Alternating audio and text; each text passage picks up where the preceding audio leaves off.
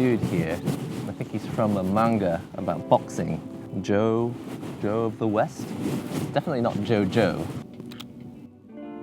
Perfect.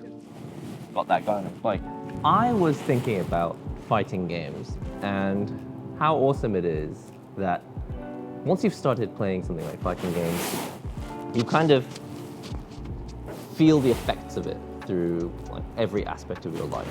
Even just at work, when you're trying to balance all the tasks that you're supposed to be handling. Mental stacking ends up being really important everywhere in your life, but it's not something you actually really think about until you play fighting games. Of course, mental stacking is important in all sorts of sports and other activities as well, but fighting games was where I first heard about it. And it kind of blew my mind, because I had always grown up with this idea. Maybe it's because I watched too many, I don't know, uplifting, optimistic movies. But in all the movies you watch when you're a kid, the storyline tends to be, if you put your mind to it, you can accomplish anything. And it's uplifting and it's motivating, and it does make you like get out of your shell and try things that maybe you would be a little bit too scared or too unconfident to try otherwise. But the problem with you can achieve anything is that it kind of doesn't respect the body. Something that really changed for me around 2008, 2009 was when I watched that Simon Sinek video. It was called Start With Why. It's a TED Talk. And one of the important things he says right at the start was, it all comes down to biology.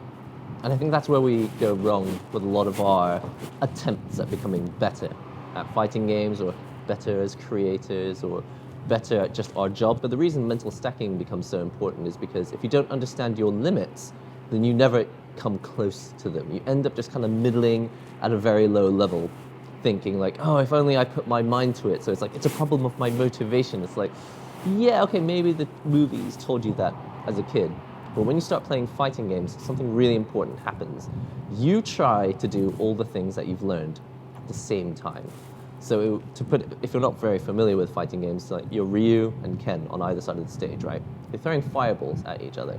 Already the mental stack has begun. This person's throwing Hadokens, fireballs, Kamehamehas, whatever you want to call it, at you, and now you have to react to them. You either jump over them or you block. And in most of these games, if you block, you still take a little bit of damage. So it's like, it's probably better to jump over them.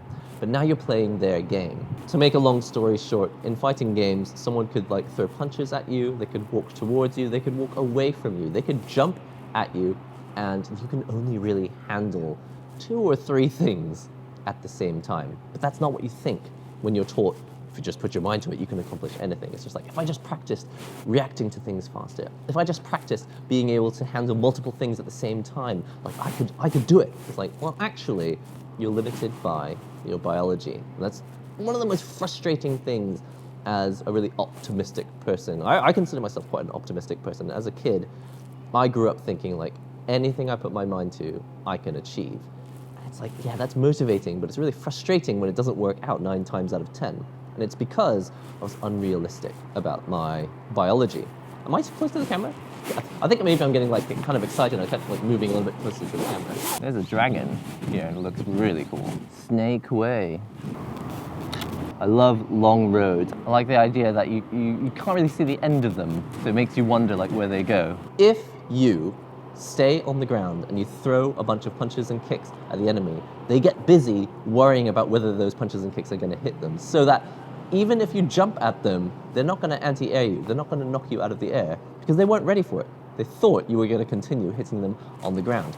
That's an oversimplification of fighting games. Fighting games was when I first admitted to myself, I have limits, and it's not just about my lack of motivation to get better. It's like, actually, maybe I'm trying to get better at something that biologically isn't like, there are like diminishing returns on how much time I could put into this. Maybe I could spend 10,000 hours on improving my reaction times.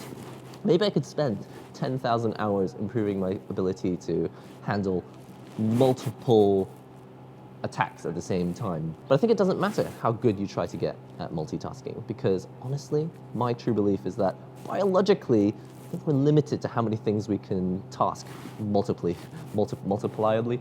I think there's a limit to the number of multiples of tasks that we can handle at the same time. This also kind of explains why I'm so bad at delegating, which might also explain why this is like a solo channel and not like a team channel, because when it comes to working in a team, I do find it difficult to delegate.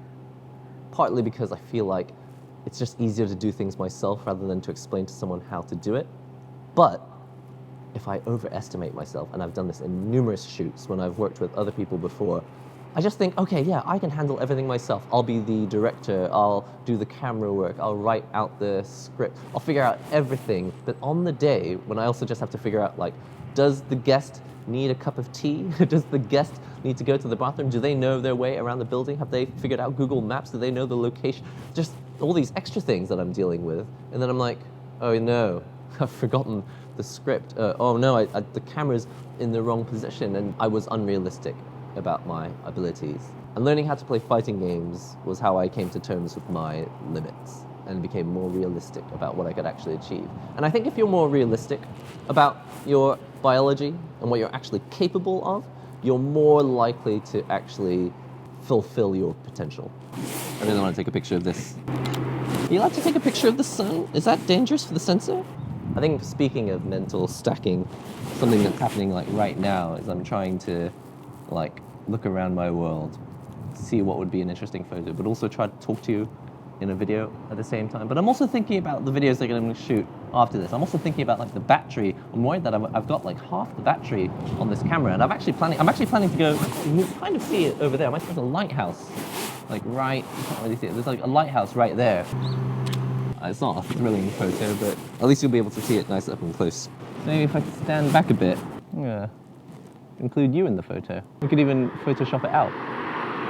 No, but you're important. I want you to know that you were here with me. So anyway, whether you're into fighting games or not, maybe you solve Rubik's Cubes or maybe you play chess, whatever it is, there are so many situations, especially in competitive sports, where mental stacking helps you get the advantage on your opponent. Especially in fighting games, it's almost like the whole game ends up just being about overloading your opponent with stuff so that they don't see something really simple. Because anyone can block a punch, anyone can jump over a fireball, but can you do both at the same time? That's all it really comes down to.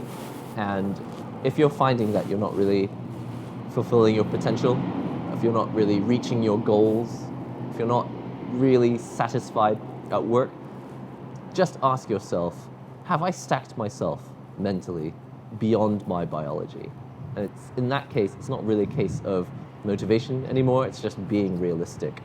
You're a human, and you're not achieving your potential because you kind of think you can do more than you actually can.